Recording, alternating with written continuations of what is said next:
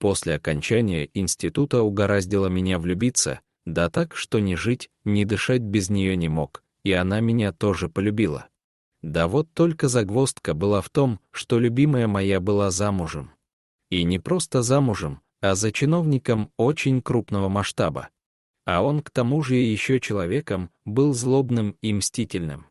И решили мы с любимой моей сбежать из города куда-нибудь подальше.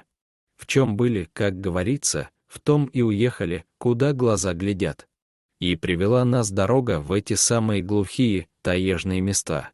И устроился я работать на место пропавшего в тайге Игоря. Загадочное, кстати, дело было, до сих пор неизвестно, что с ним случилось. Поселились мы в домике того самого бывшего Игоря в тайге, в нескольких километрах от деревни. Переезд в такую глухомань был для нас осознанным шагом. Искали мы с любимой уединение. Стали обживаться и наслаждаться жизнью друг с другом. Постепенно с местными жителями отношения наладились, перестали нас считать чужаками. Я хоть был и необщительным, но работу свою знал хорошо и выполнял добросовестно, спуску никому не давал. Все деревенские понимали, что в тайге должен быть порядок, и поддерживали меня в моем нелегком деле. Приходилось и с браконьерами сталкиваться, и чересчур наглым представителям власти отпор давать, а то они считают, что им все дозволено. Так прошло 2 года с тех пор, как мы сбежали из города. В один из дней принес я в нашу избушку раненого волчонка и поручил жене его лечить, выхаживать. Мать волчонка убили браконьеры, и без людской помощи он бы погиб. Любаша моя заменила малышу мать, вытащила его буквально с того света. На ноги поставила, выкормила из бутылки с соской, ночами не спала, сидела рядом с ним.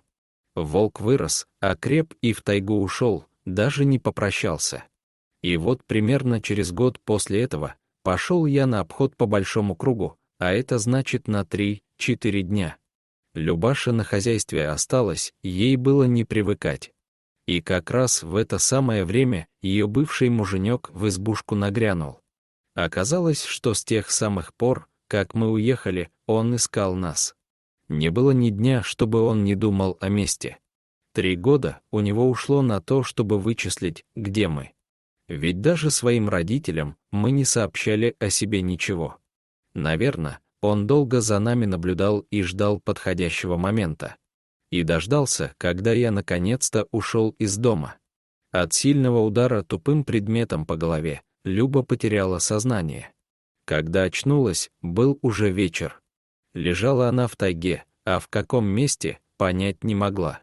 Скорее всего, где-то далеко от нашей избушки. Руки и ноги были сильно связаны за спиной, рот заткнут какой-то тряпкой, да так, что ни крикнуть, ни пошевелиться не было никакой возможности.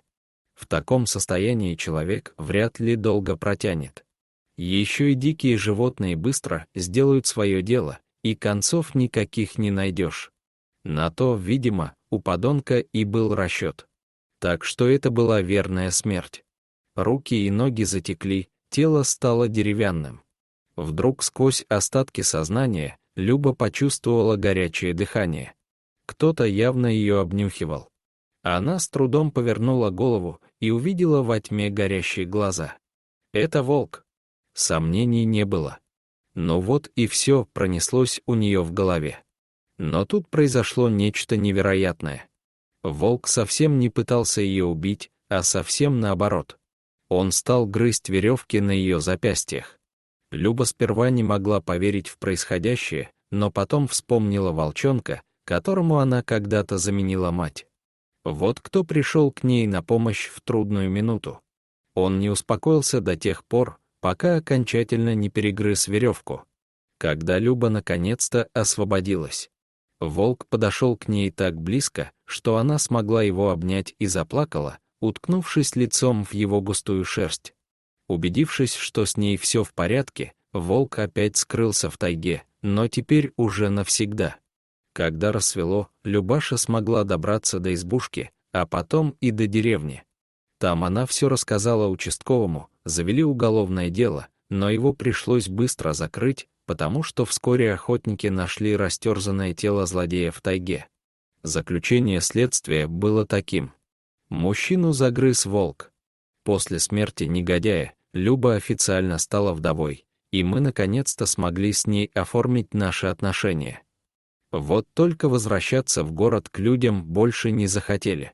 Купили дом в деревне, и я продолжал работать в тайге, а Люба родила мне 3 сыновей. Дорогие зрители, если вам понравилось это видео, то ставьте лайк и подписывайтесь на наш канал.